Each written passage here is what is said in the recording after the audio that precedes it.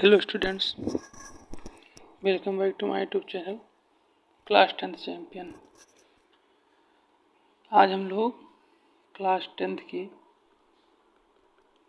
Math की class चालू करेंगे। शुरुआत करेंगे मैथ की क्लास, जिसमें हम लोग फर्स्ट चैप्टर पढ़ेंगे। ठीक, फर्स्ट चैप्टर जो कि है रियल नंबर यानी कि वास्तविक संख्याएं। क्लास 9th में रियल नंबर हम लोग पढ़ चुके हैं, और जिन विद्यार्थियों को रियल नंबर ना समझ में आया क्लास 9th का, वो जाकर वहाँ पर भी देख सकते हैं। ठीक, तो सबसे पहली चीज़ हम लोग इसको शुरू करते हैं रियल नंबर के बारे में, जो कि आज पहले चैप्टर का पहला भाग है। ठीक है, चलिए शुरू करते हैं। तो इसमें सबसे पहले हम लोग जानेंगे इंट्रोडक्शन। ठीक है, इंट्रोडक्शन ये हिंदी और इंग्लिश दोनों के लिए है। ठीक है, इंट्रोडक्शन यानी कि परिचय। ठीक, तो परिचय हम लोग यहाँ से शुरू करते हैं इसको इंट्रोडक्शन के माध्यम से। सबसे पहली चीज़ हमें जो जानना जरूरी है कि वास्तविक संख्याएं किस तरह से किस तरह से होती हैं वास्तविक संख्याएं। ठीक है, वास्तविक संख्याएं, तो वास्तविक संख्या में संख्या आती हैं जो परमेय या अपरमेय, जो परमेय या फिर अपरमेय संख्याएं हों। ठीक, अब परमेय संख्याएं हम बता चुके हैं क्लास 9th में भी, आप लोग पढ़े भी होंगे, लेकिन एक बार फिर से देख लीजिए। परमेय संख्याएं जो p/q के रूप में लिखा जाए, लेकिन q नॉट इक्वल टू 0 के रूप में रहे। और अपरमेय संख्याएं वह होती हैं जो p/q के रूप में भी नहीं होती। ठीक है, q नॉट इक्वल टू 0 भी नहीं होता। ठीक, जैसे कि एक तरीके से पाई, ठीक है, या अंडर रूट। ये अंडर रूट में जो संख्याएं रहेंगी, एक तरीके से क्या रहेंगी, अपरमेय संख्याएं रहेंगी। क्या रहेंगी? अपरमेय संख्याएं, इस तरीके से। ठीक है, चलिए अब आगे शुरू करते हैं। ये हो गया आपका परमेय संख्या और ये हो गई अपरमेय संख्याएं। चलिए देखते हैं। अब देखेंगे कि यहाँ पर वास्तविक संख्याएं, ठीक है, वास्तविक संख्याएं किस तरह से काम करती हैं। देखिए, वास्तविक संख्याएं जो होती हैं वो मुख्य रूप से दो सिद्धांतों पर काम करती हैं। वास्तविक संख्याएं जो आप हाई स्कूल में पढ़ेंगे, ठीक है, दो सिद्धांतों पर क्या करती हैं, वर्क करती हैं। ठीक है, जिसमें पहला सिद्धांत है यूक्लिड विभाजन थ्योरम, विभाजन प्रमेय। ठीक है, यूक्लिड विभाजन थ्योरम या फिर यूक्लिड विभाजन थ्योरम। इसमें आपको बहुत ही बेसिक से पढ़ाया जाएगा, बहुत ही बेसिक, और हर एक चैप्टर को कवर किया जाएगा। ठीक है, तो बताया जा रहा है वास्तविक संख्याओं के बारे में, जिसमें सबसे पहले चीज़ जो हम लोग देखेंगे, दो सिद्धांत पे काम करती हैं। एक तो यूक्लिड विभाजन थ्योरम, ये हो गया, और दूसरा है जो अंक गणित की मूलभूत प्रमेय।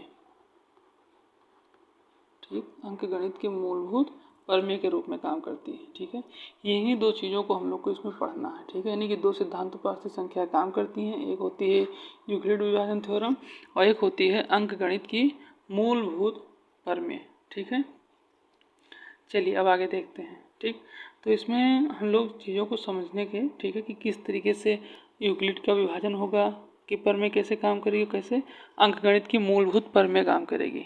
ठीक है, चलिए शुरू करते हैं। सबसे पहली चीज़, उसको जानने से पहले, यूक्लिड विभाजन जानने से पहले हम लोग समझेंगे विभाज्यता को। ठीक है, विभाज्यता यानी कि डिविजिबिलिटी।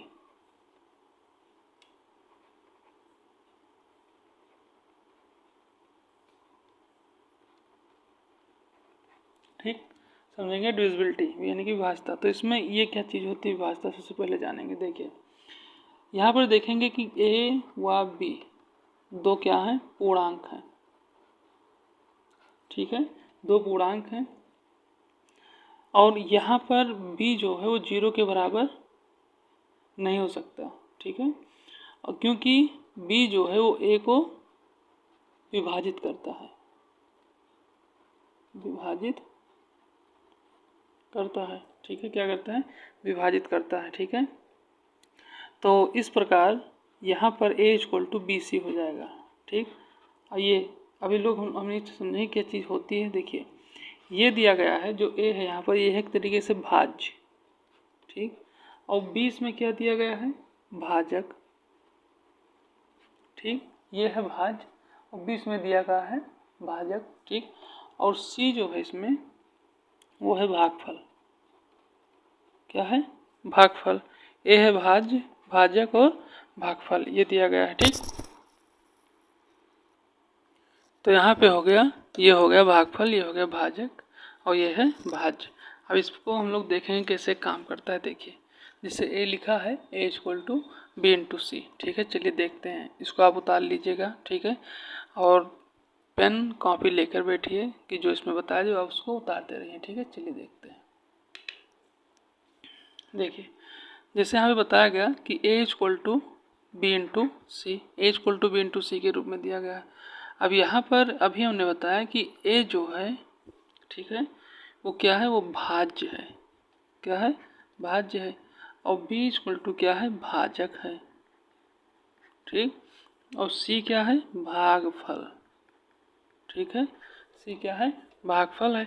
अब इसको हम लोग समझेंगे। जैसे मान लीजिए आप अभी 4 से 24 को डिवाइड करें, ठीक है। 24 को डिवाइड करें तो 6 वो 4 6 जा 24, ठीक है। 4 6 24, ये होगा, ठीक। ये 24 से कैंसिल कट गया, ठीक। कट्टम को अब यहाँ पर 4 आया और ये, और इसका मल्टीप्लाई करेंगे तो 24। अब यहाँ पर जो मल्टीप्लाई हो रहा है b और c, देखिए इसको, तो b क्या है? भाजक, ये हो गया भाजक। और a क्या है? और c क्या है? भागफल, ये हो गया भागफल। और ये लास्ट में जो बचा हुआ है नीचे, ये बीच में 24 तो दिया गया है 24, ठीक है। ये क्या है? देखिए इसको, क्योंकि ये बराबर के बराबर इसमें लिखा है तो a बराबर भाज्य होगा, यही यहाँ पे बताया गया है, ठीक। अब इसमें एक चीज़ और देखेंगे, इसमें एक चीज़ दिया गया है शेषफल के बारे में नहीं दिया गया। देखिए वो आगे हम लोग सीखेंगे भी, लेकिन यहाँ देख लीजिए। देखिए मान लीजिए 4 से डिवाइड कर रहे हैं हम 25 को, ठीक। तो 6 टाइम गया, ये हो गया 24, यहाँ पे 1 कैरी बच गया, ठीक। तो अब ये जो बचा हुआ है यहाँ पर, ये है इसका शेषफल यानी कि रिमाइंडर, शेषफल यानी कि रिमाइंडर, ठीक है। तो यहाँ पर क्या होता है कि भाज्य, ठीक है, बराबर भाजक भागफल और प्लस शेषफल, इस तरीके से होता है। लेकिन इसको आगे हम लोग क्या करेंगे, फिर पढ़ेंगे, ठीक। चलिए देखते हैं आगे फिर। अब यहाँ से ये हो गया विभाजता का नियम, विभाजता के बारे में। अब यहीं से हम लोग शुरू करेंगे यूक्लिड, ठीक है, विभाजन प्रमेय, यूक्लिड विभाजन प्रमेय, प्रमेय या फिर प्रमेय, प्रमेय का यूक्लिड विभाजन प्रमेय का, ठीक। चलिए देखते हैं यहाँ से।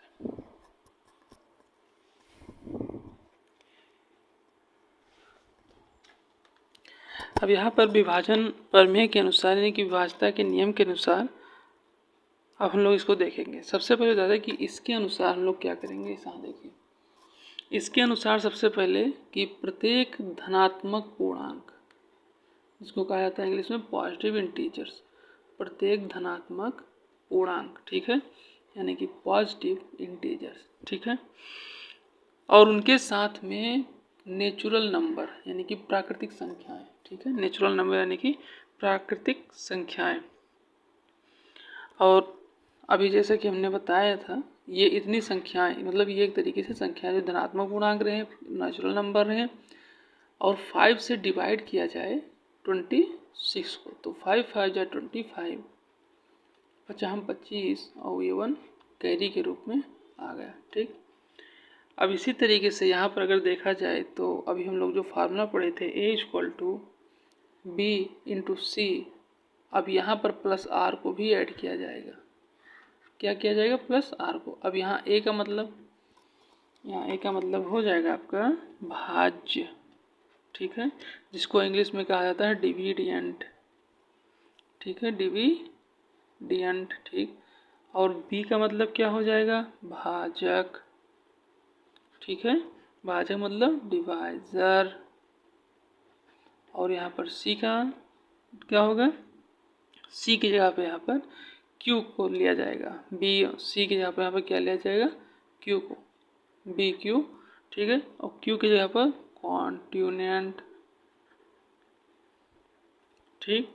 और साथ ही साथ आर को लिया जाएगा रिमाइंडर, ठीक है। क्या लिया जाएगा? रिमाइंडर, यानी कि शेषफल।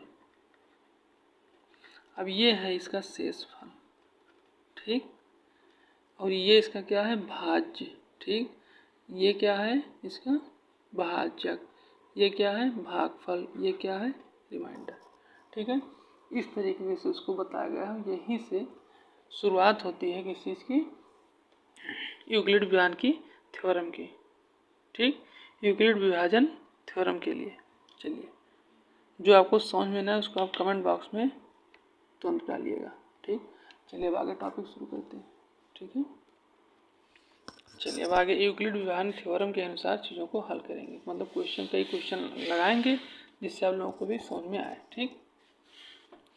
अब एक चीज़ और ध्यान दीजिए कि यूक्लिड विभाजन थ्योरम तो है, लेकिन साथ साथ इसमें एक तरीके की एल्गोरिदम काम करती है। क्या काम करता है? एल्गोरिदम, ठीक है। उसको हम लोग समझेंगे क्या होता है ये, ठीक है।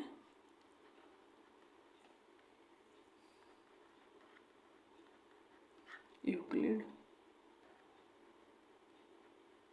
विभाजन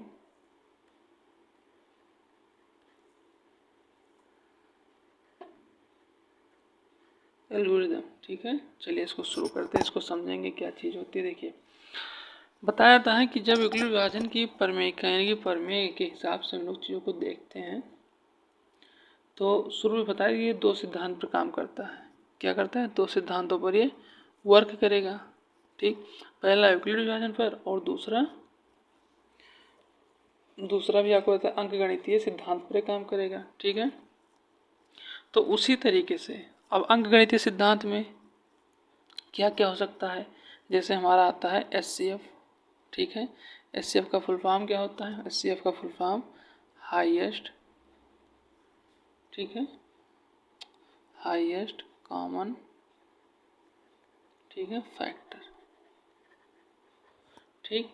ये हो गया। और उसी तरीके से एक चीज़ और इसमें जो होती है GCD, ठीक है। GCD इसको क्या कहते हैं? ग्रेटेस्ट, ठीक है, ग्रेटेस्ट कॉमन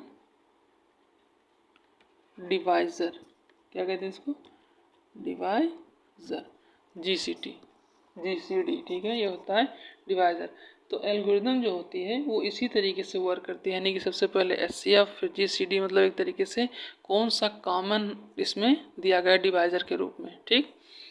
अब चलिए हम लोग यहाँ पे इसके कुछ क्वेश्चन को लगाते हैं और इसमें साथ ही साथ एक चीज़ और जो हम लोग ध्यान देंगे वो रहेगा HCF का और GCD का, ठीक, जो कि आप लोग सब शुरू से मतलब क्लास 7th 8th में ही आपको पढ़ाया गया था कि LCM HCF कैसे निकालता है। उसी तरीके से इसको क्या करेंगे? शुरू करेंगे। चलिए शुरू करते हैं,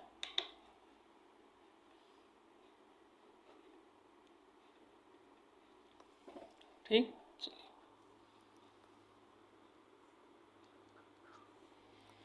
तो सबसे पहली चीज़ हम लोग इसके क्वेश्चन को लगाएंगे, जिसमें सबसे पहले दिया गया है कि संख्याएं 1625 और 4025 का मासा। अब देखिए मासा आ गया, यानी कि HCF, ठीक, HCF आ गया। और इसको हल किससे करना है? यूक्लिड डिवीज़न थ्योरम, UDT, यानी कि यूक्लिड डिवीज़न थ्योरम, ठीक है। इससे हम लोग इसको क्या करेंगे? हल करेंगे, ठीक है। EDT होगा यहाँ पर, EDT यूक्लिड है। EDT के थ्योरम से को क्या किया जाएगा, हल किया जाएगा, यानी कि EDT यूक्लिड डिवीज़न थ्योरम के साथ साथ। अब देखिए सबसे पहली चीज़ A = 1625, ठीक है, और B = 4025। यहाँ आपके सारे क्वेश्चन हल किए जाएंगे, ठीक है। जो आपको समझ में ना है वो आप कमेंट बॉक्स में जरूर भेज दीजिएगा, ठीक। चलिए देखते हैं 4 to 5, ठीक। तो सबसे पहली चीज़ यहाँ हम लोग 6 to 5 से डिवाइड करेंगे 4 to 5 को, ठीक है। तो इसको डिवाइड करेंगे तो देखते हैं 1 टाइम्स तो कम है, 2 बार इसको ले जाएंगे, ठीक। 2 बार ले जाएंगे जब इसको तो कितना हो जाएगा, अब देखिए पता नहीं तो है, सबसे पहले इसको मल्टीप्लाई किया जाएगा 2 से, ठीक है। 2 5 = 10, 1 आया, 2 2 = 4, 4 1 5, 2 6 = 12, 12 1 आया, और 2 1 = 2 3, ठीक है। कितना है 3 3 1 2 आया, ठीक है।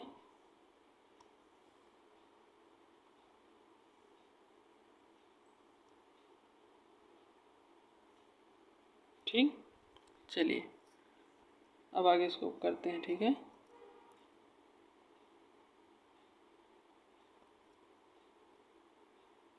एक मिनट, ये क्वेश्चन गलत उतार लिए हैं, 1 मिनट फिर से इसको लगाते हैं।